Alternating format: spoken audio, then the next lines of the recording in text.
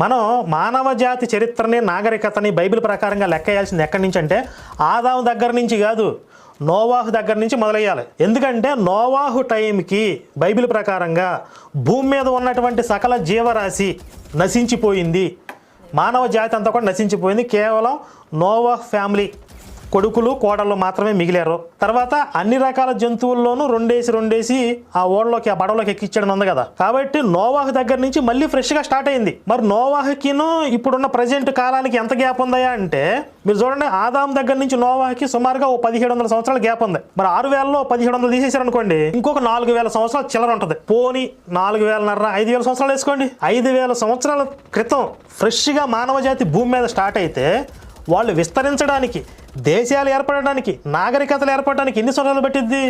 మళ్ళీ 1000 సంవత్సరాలు పట్టిద్ది కదా. కానీ వెంటనే అప్పుడే ఆ టైంలోనే చైనాలో